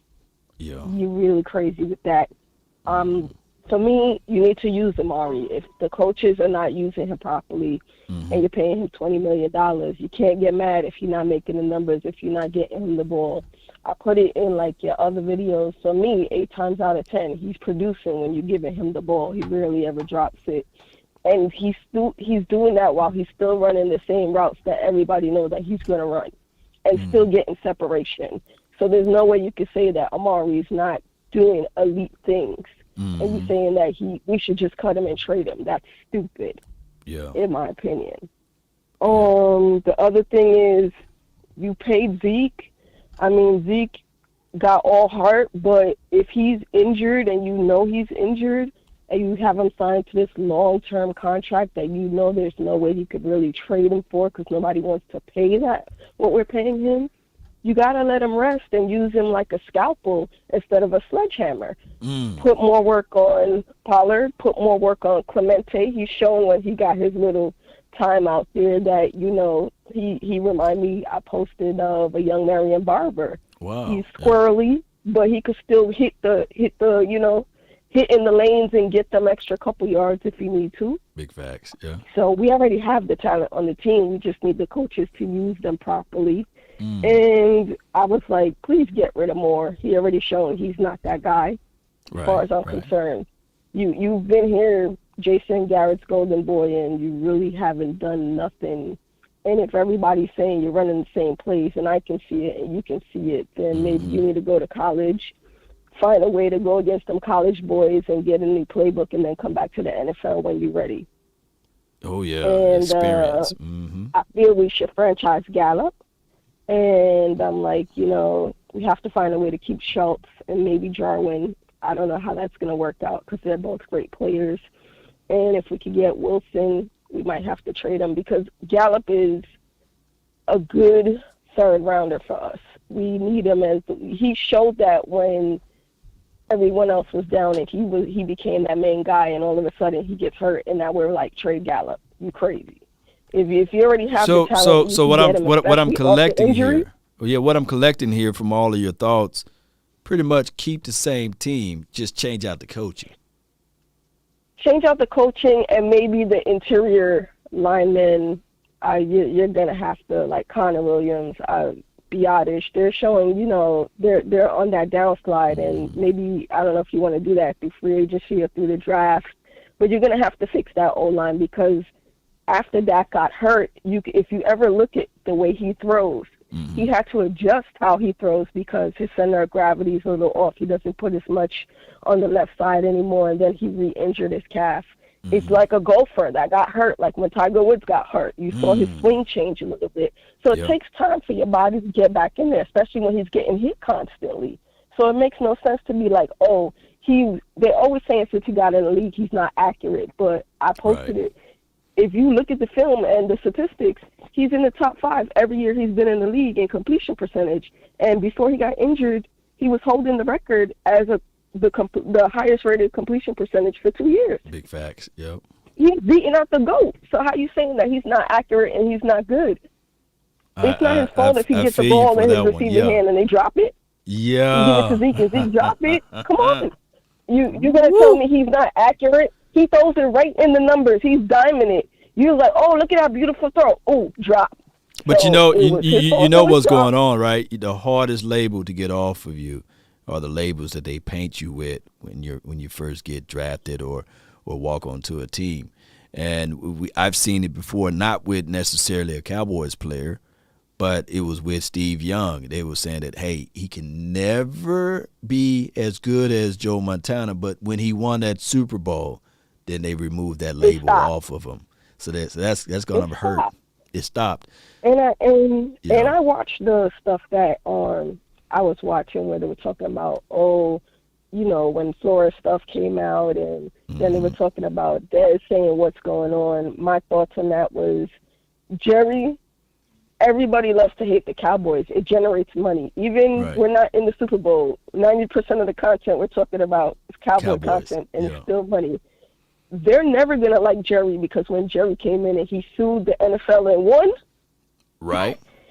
No one is ever going to be like, oh, you made us look a fool. You won. We can't get rid of you because you're an owner. They can't get rid of him and they can't silence him. And I believe that's why he stays in the media, because he knows if he lets them silence him, it's going to be a problem. It's going to be so a huge what did the commissioners do? They start being like, yo, how are we the most penalized team, yet on every play you see, when they need to call calls against us, it don't happen. And when we say something, oh, you're just making excuses. But God forbid we even touch somebody or get our hands near where it looks like we're doing something, they throw in the flag. I've seen calls where they throw the flag in and the ref go, oh, there's no penalty on that play. How many times have we seen that? Many of times. Because they're looking. It makes no sense. Oh, wow. So, they already hate you. And like they said, good coaching will tell you, try to eliminate them penalties, or we need to work on your hand placement, or, just get back to the fundamentals. Right. And that's it. Because if they love you, the rest let you go all day. We've seen that with the Patriots. We've seen that with Aaron Rodgers. Right. When they love you, you get away with all types of crap. But when they love to hate you, they're going to find crazy penalties that I don't even know. When's the last time you seen a tripping penalty against any team but the Cowboys? Oh, wow. It's been minutes. It's some crazy stuff that you see happening. You're like, bro, it's to hate you, and we're going to watch. There's a reason that we are a $6 billion franchise and the highest franchise in the history of the NFL. There's a reason, because people love to hate us, and we, as loyal fans, are loyal. We stick with our team, but you got these bandwagon jumpers that get on and be like, oh, we love the Cowboys, and then talking about cut. You're crazy. How about you develop what you got and get coaches that know how to use your players? You spend money on these people and then mess up our capital and then talk about, oh, we should cut them. How about you get a good coach that know how to utilize people? You can't get someone to be a defensive tackle and then say, oh, we're just going to put you in the O-line in the center now, when you've been playing defensive tackle since you're like in Pee Wee football. Come on. That's crazy. Yeah, it makes sense. And that's all I got to say. I just wanted to get my points out and then get the hell off the radio. They can say whatever they want to say in the chat box. Appreciate you so much. Oh, my goodness. It's a good call from you. Thank you. And you got a support from a lot of people in the chat, too, by the way. So, salute. Thank you. Yeah, I muted everything because I didn't want to, get no to you back. But have a good time, guys, and enjoy your birthday. Oh, most certainly. We'll do. From the 347, spitting like I forgot to bring my umbrella over here, man. And I see the numbers that's in the chat is a little low right now, but I'm enjoying this show, regardless of whether or not if it's just three of us watching. And I know for sure, Cowboy Nation and everybody, that this probably not be one of the most popular shows going on right now because, I'm not accustomed to seeing this many people in here, a few people. But I get it, right? I hope that you guys watch it or rewind. But here's the truth. Here's the truth, though. Drama sells. And I'll never forget the Housewives of Atlanta. I don't know which one, which series it is, but majority of those Housewives of Atlanta shows or Desperate Housewives or whatever the name of the show, Love and Hip Hop or what have you, I think majority of those people not even married, right? But the drama is so juicy that they continue to have series and seasons after season. And I said, man, they got Housewives of Atlanta, but nobody's married, in Atlanta, But people love the drama, Orange County Wives, Housewives of Dallas, all of that stuff. People love the drama, and the seasons continue to go on and on and on because that's just what it is. And when people say, well, if the NFL really want to make that dollar, then why they don't allow the Cowboys to get to the Super Bowl? That drama for your mama. It's easier to have a punching bag. It's easier to sell up hope. I believe on one of those Marvel movies, or it could have been DC, could have been the Batman series. Oh, my gosh. The hero become hero so long that now he becomes the villain. I think that's happening. I think that's exactly what's going on. And they make profits out after profits after profits. And watch, this week, it's a little quiet right now, but next week, they're going to be banging on the table. The Cowboys got all of the talent in the world. That's why I was so happy when I found out that Dak Prescott said, no, I'm not going to this Pro Bowl. I was so happy. I was so happy when I found out that Tyron Smith and Zach Martin said, you know what? I'm doing away with this thing. I'm not going to the Pro Bowl. I love it. It was Batman. Appreciate you, John. Yeah, man, yeah. All right, so I got Illmatic, man. You live. You live, Illmatic. Hey, what's going on, man? Nothing to it, man. I hope you can hear me good because I'm driving. But yeah. First of all, I got to give props to that sister that just got off the line. Man, she hit every point, man. She hit everything I was about to say. I was like, okay, well, I'll talk about this. And then she hit it. I was like, okay, well, I'll talk about this. And then she hit it. She did. But listen, man, here's a key. I think that a lot of times we forget and we start looking at the money and we start looking at everything else. But it says a lot about Amari Cooper that he was loyal to the Cowboys to the point where he took less money, didn't go to the Commoders. Went to the Commoders and got more money. He stuck with Dallas. So I think that it's a time right now where Dallas should show some loyalty to Amari Cooper. Not to mention, with Amari Cooper here, our win percentage is double what it is when he's not in the game. Just by him being in the game. It's not Amari Cooper's fault that Kellen Moore is not scheming the ball to him. Right. Kellen Moore lives by this philosophy that whoever the open receiver is, that's who you're going to throw to. Well, you got to throw to your man. You got to throw to the guy that's the bread and butter of the team. CD has shown us that he's just not ready yet. He's going to take a leap, but he hasn't taken that leap yet. He can't stand the bright lights yet. Sliding him into the slot, he's been very successful. But when you put him on the outside, he disappears. Right. So when you got Cooper out there, you got a real threat. And Gallup has shown he's not a number one. He's an excellent number two or excellent number 1C. But he's not a number one. He wasn't able to get it done when Cooper wasn't there. He's never been able to get it done when Cooper's not there. I think people forget all those beautiful toe-tapping catches that Cooper's giving the Cowboys and all those beautiful routes that he runs. And a lot of times he's been open and the ball just hasn't been thrown to him. And he had to literally speak out in order to get the ball thrown to him. And when they did throw it to him, they were successful. Right. So you don't get rid of that kind of success, man. We might as well be going back to square one if we're going to do that. Right. I think Cowboys fans are so fickle and so short memory because when we didn't have Dak, a season ago, man, we looked crazy, out there on that field. Everybody was like, yeah, the red rifle couldn't get it done. Yep. It was not Dak. That showed us the difference between a quarterback that we think is good versus a quarterback that we know is good. Dak is actually so good that when he's not perfect, we think that he's no good. And And that's crazy because any other team would take that man in a heartbeat if we put him on the market. No Just doubt. like if we put Cooper on the market, guess what's going to happen? The same thing that happens all the time. Somebody in our division is going to gobble him up. Right. Our division looks at our team for who's going to fall off the radar and who they can pick up next. They do it all the time. Right. They always get our players. And, I mean, I don't understand that. I think that we got to be able to see what the real issue was. The real issue was the interior offensive line. We need a new Travis Frederick. And we need to, I agree with you, Law. I agree 100% with you now. We got to slide Leo Collins back in at left guard. That's got to happen. Yeah.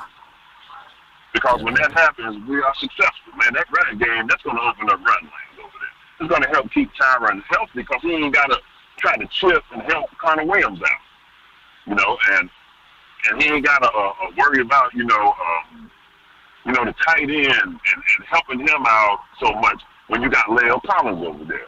It just makes it so much better on that side of the football field. And it makes it better when you got a good center. It helps Zach Martin out so much. Yeah, Matic, man, you right on the point, man. And I hope you have a wonderful day, man. Driving out there, you on the money.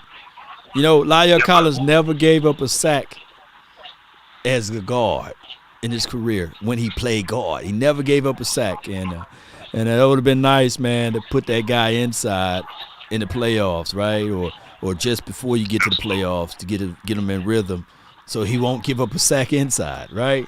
Exactly. But I appreciate you for calling in, man. I thank you, man. Thank you.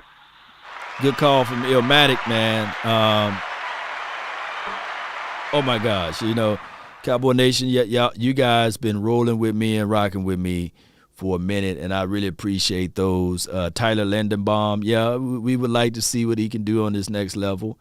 That would be great. Great points by everybody that called in today. I get it, right? It's the off season. It's the dry spell right now, and all we got now is hopes for top free agents. And then from the top free agents, hopes for if we can get somebody from the draft that can be like a Michael Parsons 2.0, right? Whether on the offense or the defensive side, somebody that can bring a lot of spark to this team and hope. Look, let's not shy away from this team. I know that we can circumvent a lot of things and say, man, this is rigged, that is rigged. So are the elections and politics and everything else you do in life, right? We can look at it like, man, the gas prices. They rigged those gas prices up, man.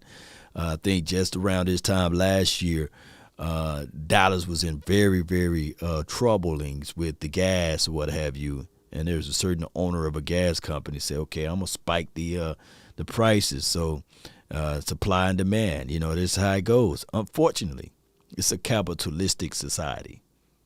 And the person with the money rules it, right? He got more power.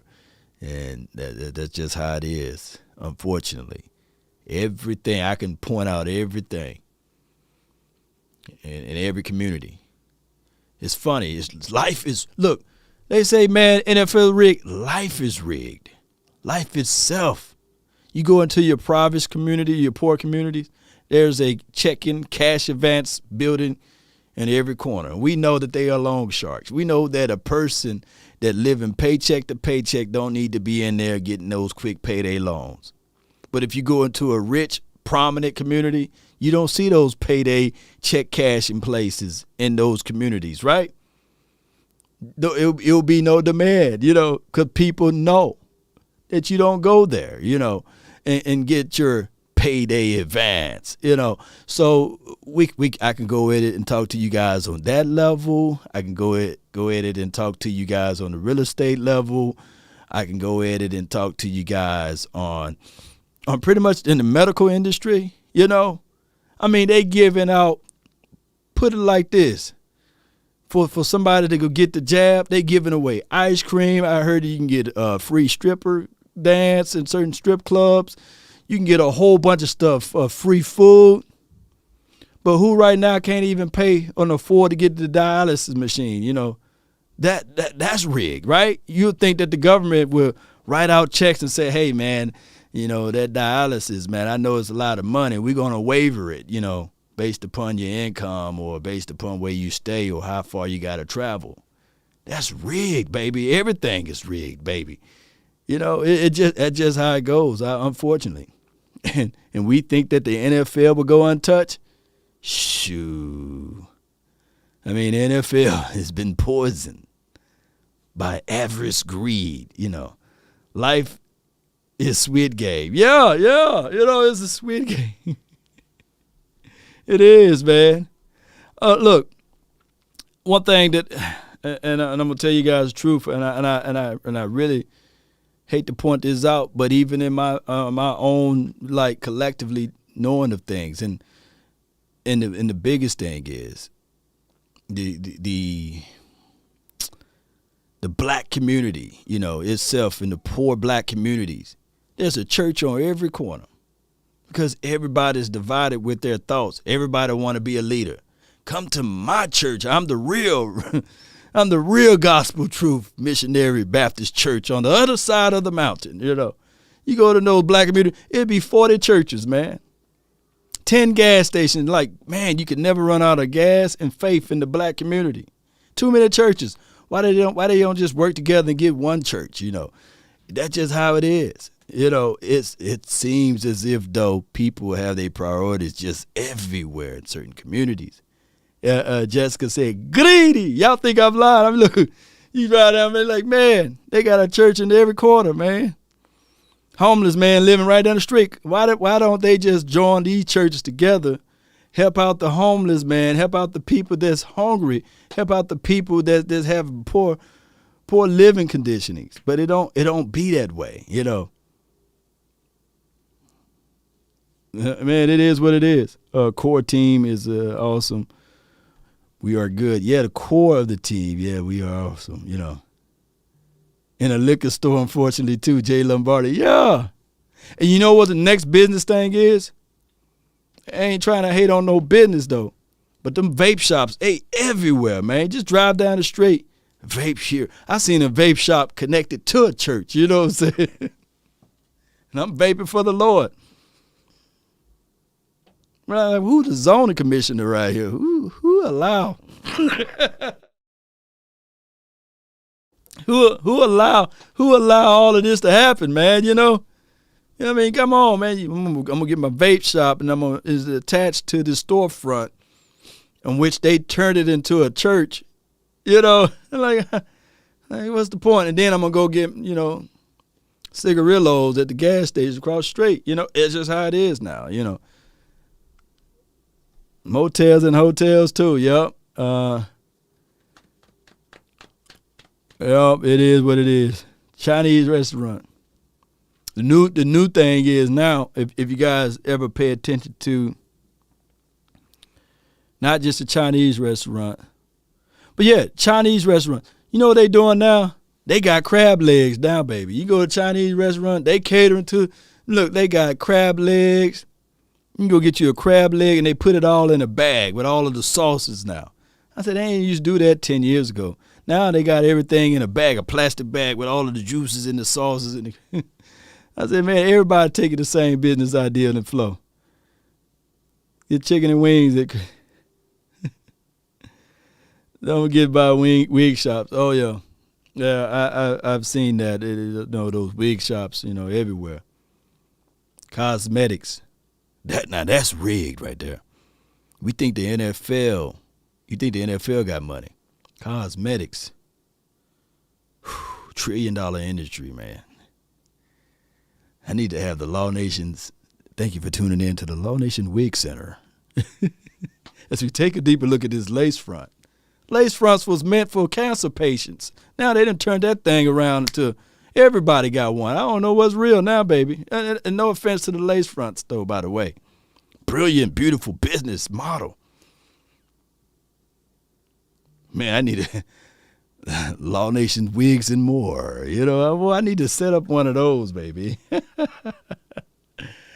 Oh my gosh, man, y'all gonna hate me. Y'all be like, look, Law man got this wig store, man. It's over there in Cedar Hill, man. It's nice, man. We gotta go check that one out. And then you get a whole film session on how to put it together. Let's go, Brandon Stephen White. Shout out to Brandon, man. All right, so I got a belt for my kids. My house is rigged. It sure is. You better be QBO, but they can reverse it on you now. If they fool around and catch you whooping them on Instagram or Facebook or TikTok, they got a camera somewhere in that room and you come in there with that belt, yeah, then, hey, man, we going to be like, man, QBO, them kids got them. The popos are coming to get them. It's over with for QBO. You know, oh my goodness, man. Boy, you know, we used to say, man, back in the days, man, my mama didn't whoop us. She gave us beatings. And we be like, man, we're going to call CPS or somebody. She said, I wish. Well, we're going to call police. I wish. Tell them to come on. You can't do that nowadays. Them camera phones out. It's over, baby. It's over with. You know. It's over with. No. You can't even, you know.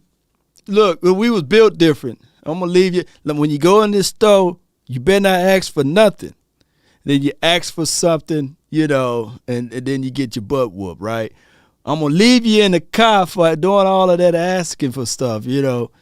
And we never died, you know. But now, shoot, kid left in the car for 5 minutes. It's one of those things where it's the kid left in the car. It's a shame, you know, where my shame button at, you know. They left that kid in the car. Shame. It's a horrible parent. The child done died, and I ain't trying to make light of the situation. But, man, we were left in the car many of times. We just figured out a way to survive, right? Like, man, it's hot in here. I sure won't ask my mama for nothing else, man. Man, I don't even want to go to the store no more, man. She going to leave me in the car. I'm going to just sit at the house. It's hot. It's 4 million degrees out here, man. Now you can't even leave your dog in the car. You go to jail, right? It's over. House divided speaks louder always through the media. Yeah, you're right. Yeah, oh, my gosh, man. Appreciate everybody for tuning in. Let me just leave you guys with some positivities of the mind. Don't leave your kids in the car, and please don't hit your kids with a belt, especially if there's cameras around.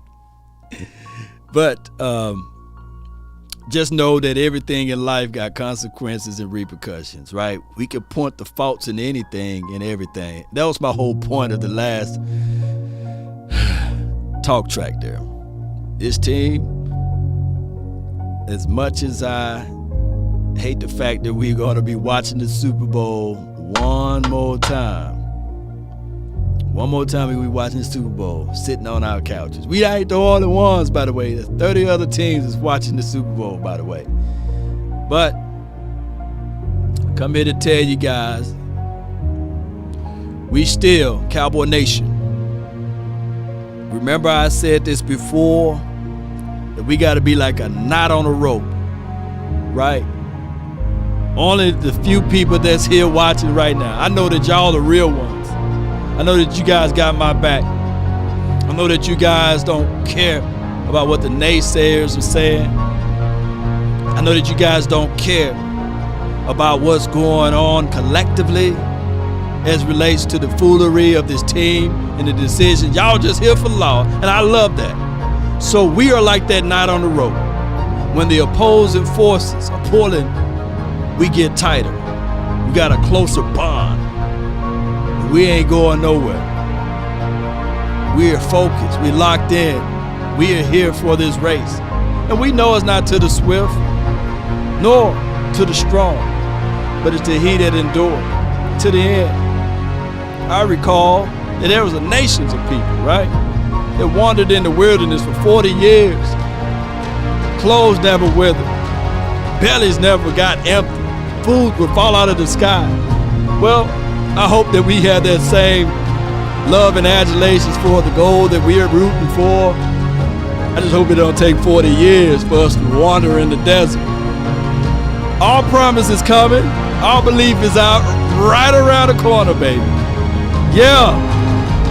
We ain't folding up like a wallet or a lawn chair. The people that's not here, they folding up. We got resiliency over here. Yeah. Win, lose, or draw, we still here talking about how about them Cowboys from the womb to the tomb. That's been my time. I really thank you all for yours. And remember, you're listening to nothing but the best.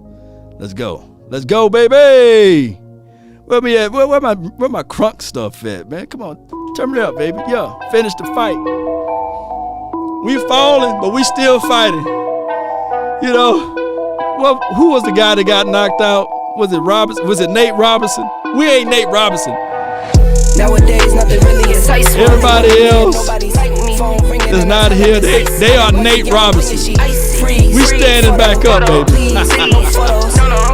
One love, baby. Yellow. Hit the door and the dome and just whole team here might need some. Still young, but I move like a veteran. To my lawyer, if you're down in my management, I'm just warming up a way till I producer saw the numbers one. Different colors in my baggy light. Chalk it up. Come on, shout out to Cowboys Experience. Wanna get you a ring and you tough enough. Wanna get you new things with your pockets dull. Run it up. I used to be quiet and out of luck. Now I move up and move humble cause the hate and the jealousy. My mama telling me count up your blessings and run it up. Nowadays nothing really excites me. Only one of me and nobody like me. Phone ringing and I tell him it's I got wifey on bling. Shout out to the Facebook group. Shout out to John Red. Appreciate you. Jonathan Terry. Appreciate you. Cam. I see you. Sharita. Appreciate you. Shout out to you, Daryl Stewart. Willie Spencer.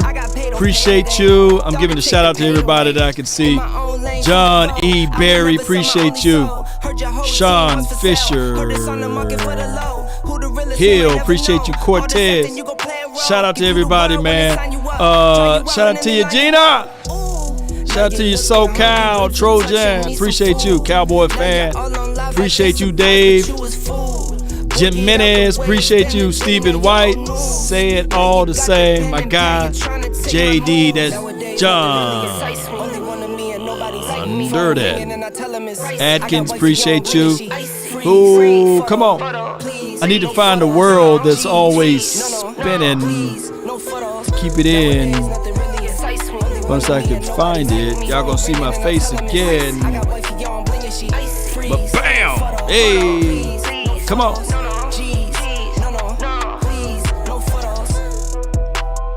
Jay Lombardi, Sheila Neal, shout out to everybody. I'm trying to give a shout out to everybody that's here. El Matic, appreciate you. Who else? Lacey, appreciate you. Let's go as the world spin. Be sure, everybody that's listening, slap that like button, share this content. You know, I ain't too proud to beg about that, you know. So tell that like button to lean forward just a little bit. Come on. Killeen, keeping it mean. Appreciate you. Ronald Smith. Sadiqua, appreciate you. One love. Shout out to Cowboy 909.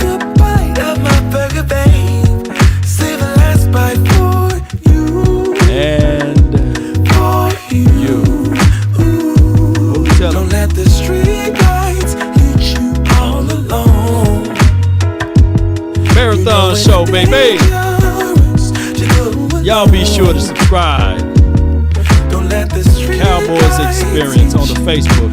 Can I be your player too? I'll follow wherever you go, whatever you do. Whatever you do. Player too. Milton, appreciate you. Yeah. Sugar Daddy. And another one. And another one. Ivory, appreciate you. 7 wonders all in one. All in one. had steak and lobster, Gina, and it was delicioso. I hope I said that word right? Delicioso. Come on. I don't have a twin, Ivory. But I do have brothers. But we all live alike. On this dimension.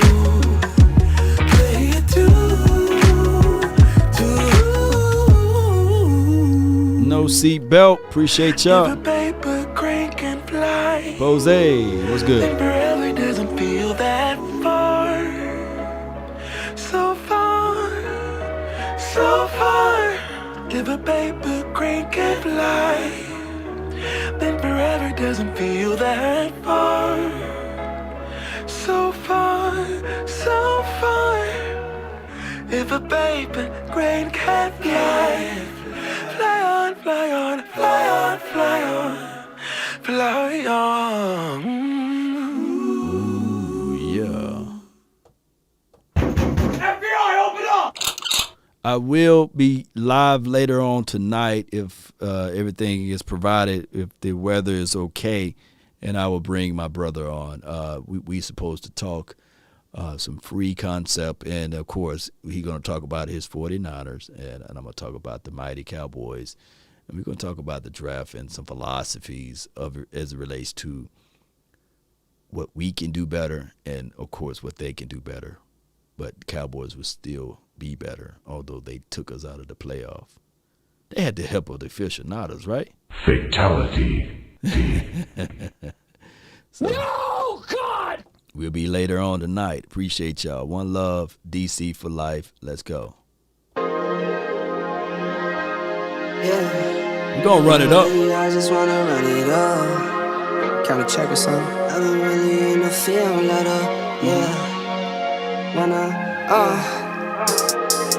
I've been really in the field, lot of rush, I love the feel. Lately I just wanna run it up. Don't need no deals, I make the deal.